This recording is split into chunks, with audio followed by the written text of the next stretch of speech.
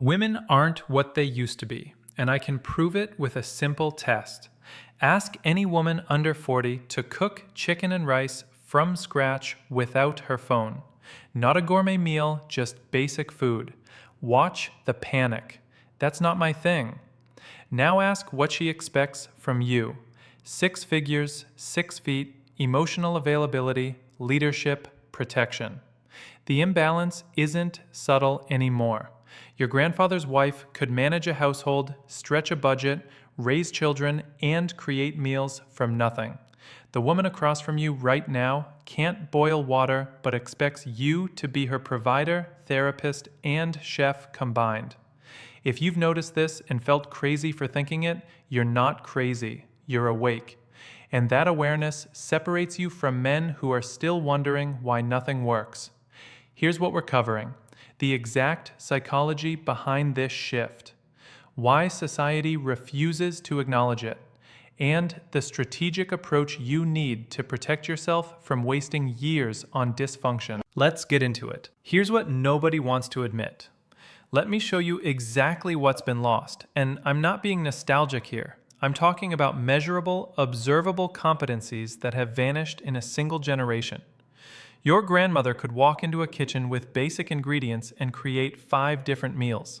She understood nutrition, portion control, how to make a dollar stretch further than it should. Today's average woman under 35, she can order Uber Eats in 7 languages, but can't tell you the difference between baking and broiling.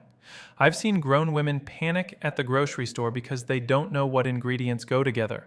They stand in the produce section scrolling TikTok for recipes they'll never make because they lack the fundamental knowledge to execute them.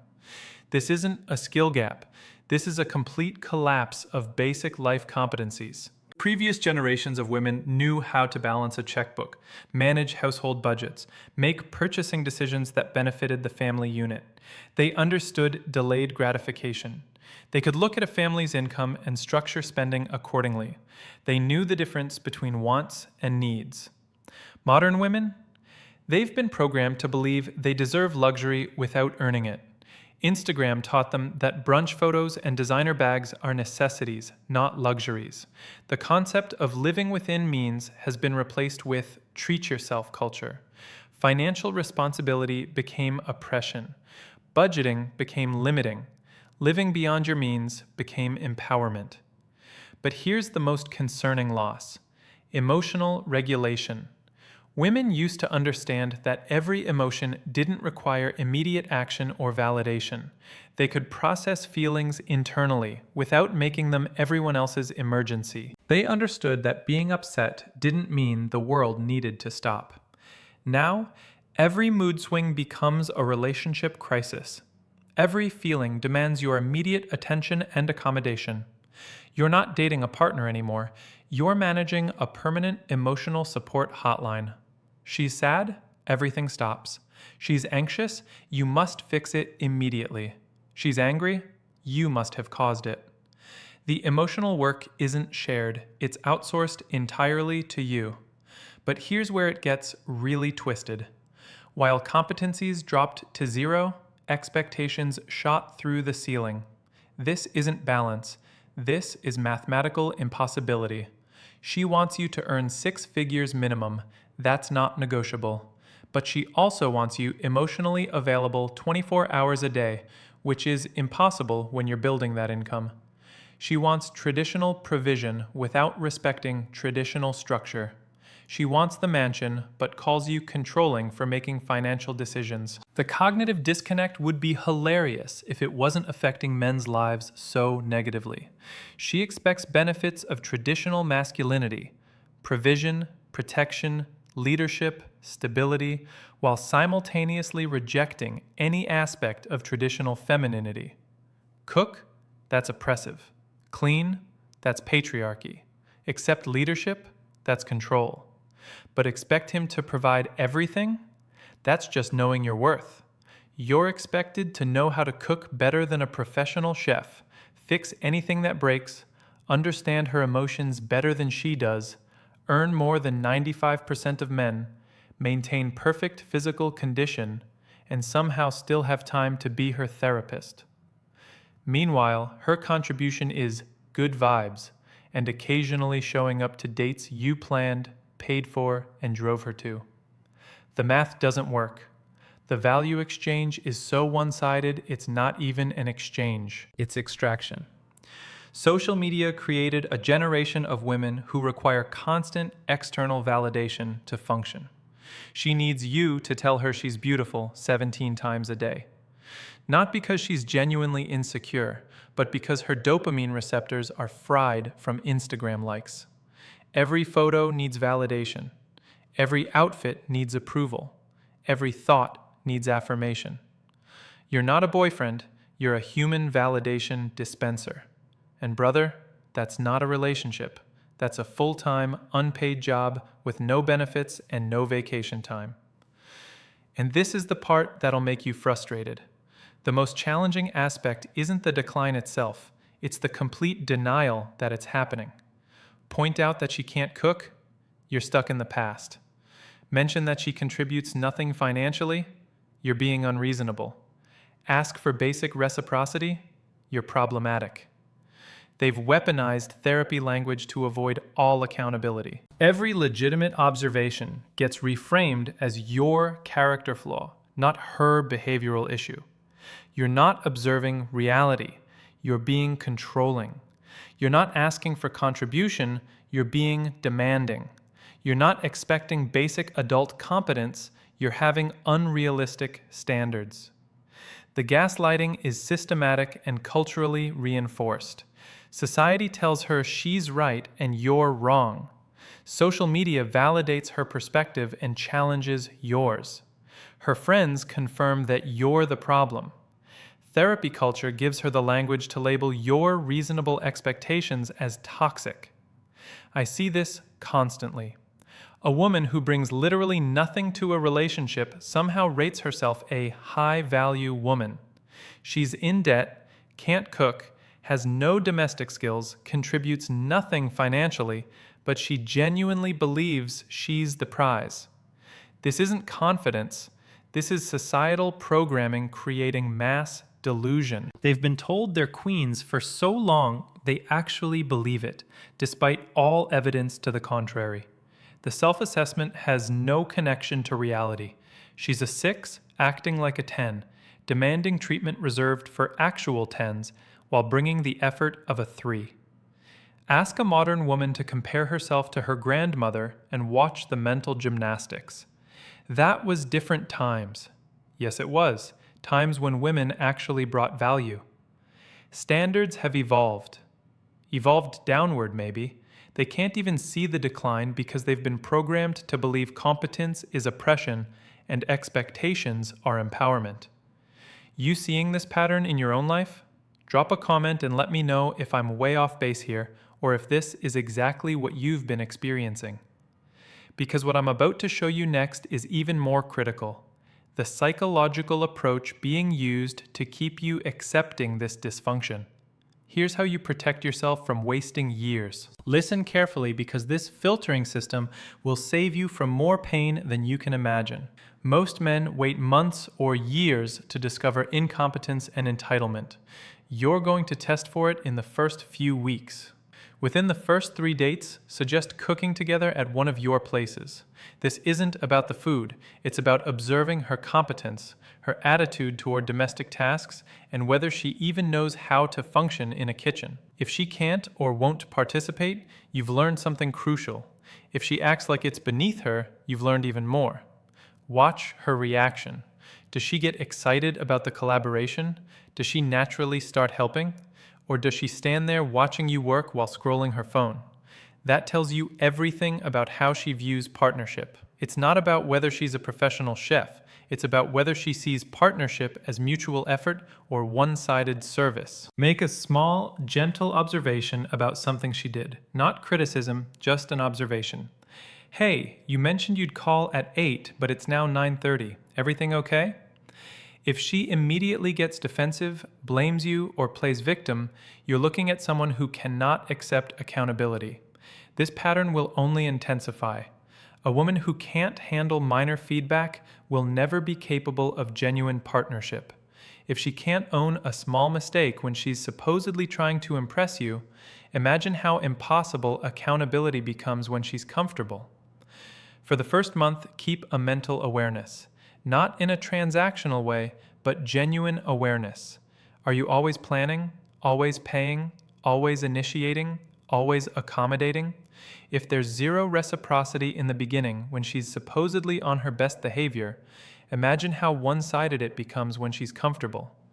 Early patterns predict long-term behavior. If she's not contributing when she's trying to win you over, she'll contribute even less when she feels secure. Believe the patterns you see, they're showing you the future. Some signs are non-negotiable deal breakers. She talks negatively about all her exes, she's the common denominator.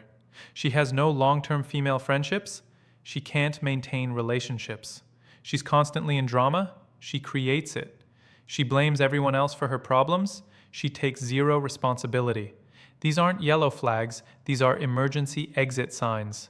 Use them. This is how you maintain respect without being controlling. Boundaries aren't restrictions, they're requirements for your own sanity and the relationship's survival. But modern women have been taught that your boundaries are oppression. Here's how you hold them anyway. Before you're emotionally invested, know your standards. Can she cook? Will she contribute financially? Does she respect your time? Is she accountable? These aren't preferences, these are requirements. State them clearly, not as demands, but as your reality. I need a partner who contributes domestically. That's not negotiable for me. If she can't meet that, you've saved both of you time. You're not asking her to change, you're stating what you need in a partner. She either is that person or she's not. Here's where men fail. They explain their boundaries repeatedly, trying to get her to understand. Stop. You're not seeking permission or understanding. You're stating reality. I don't accept being spoken to that way. We can continue this conversation when you're calm. Then walk away. Don't argue, don't justify, don't defend. State and enforce. Her compliance or departure tells you everything.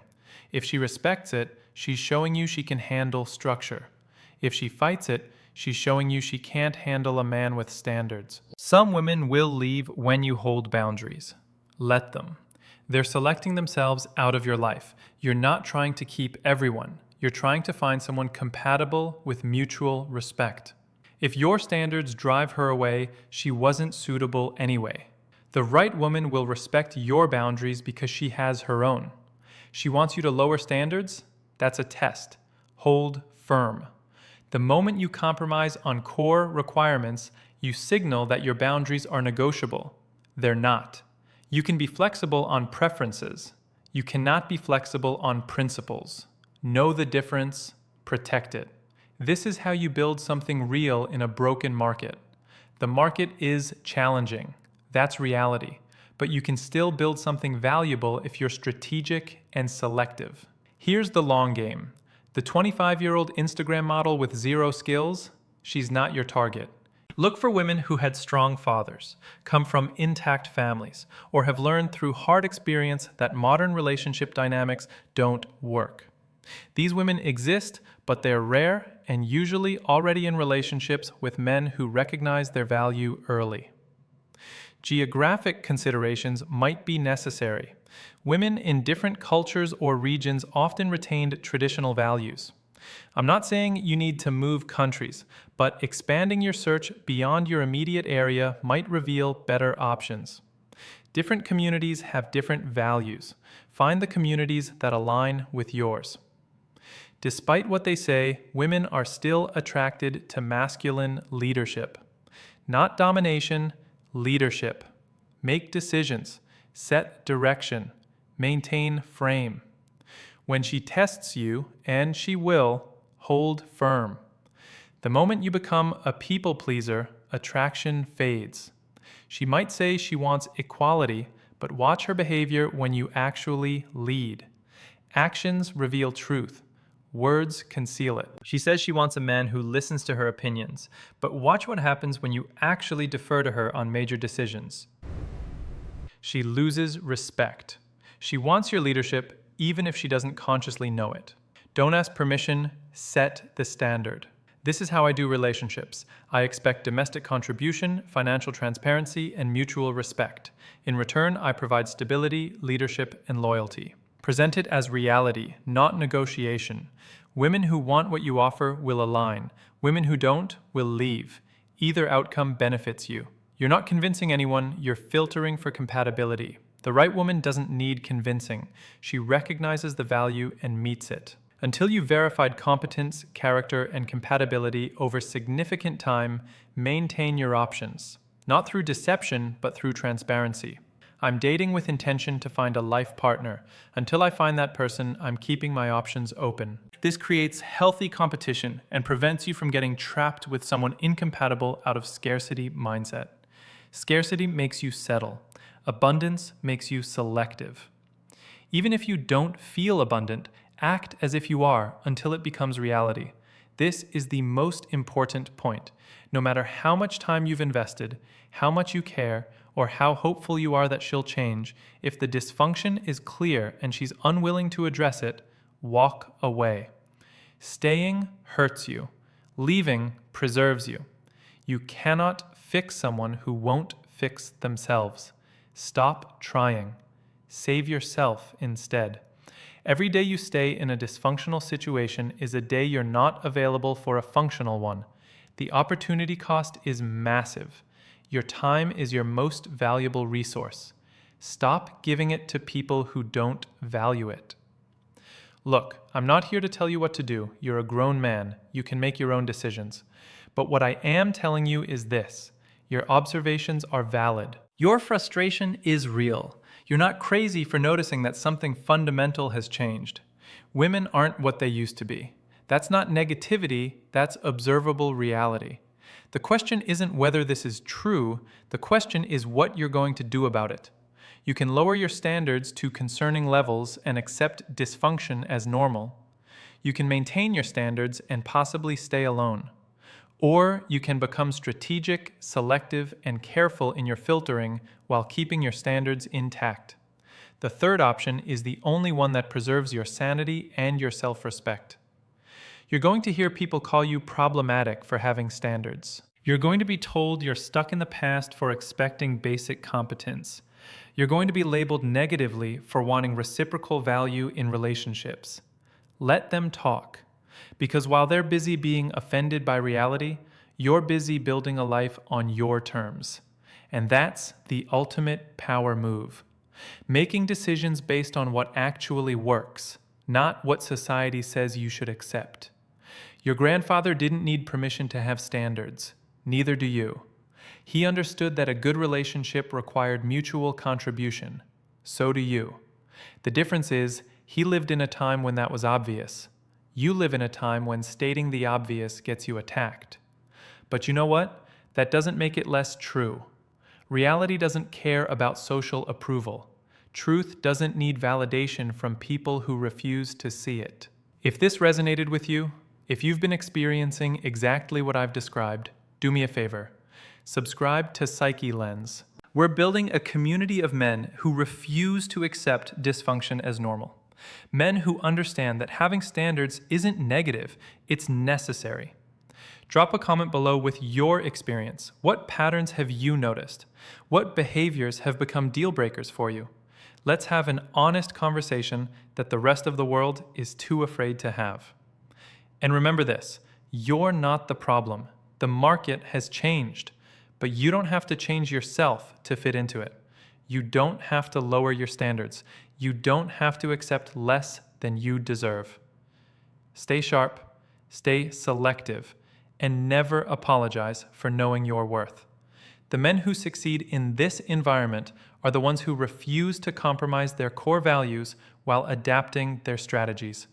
They're the ones who see reality clearly and navigate it intelligently.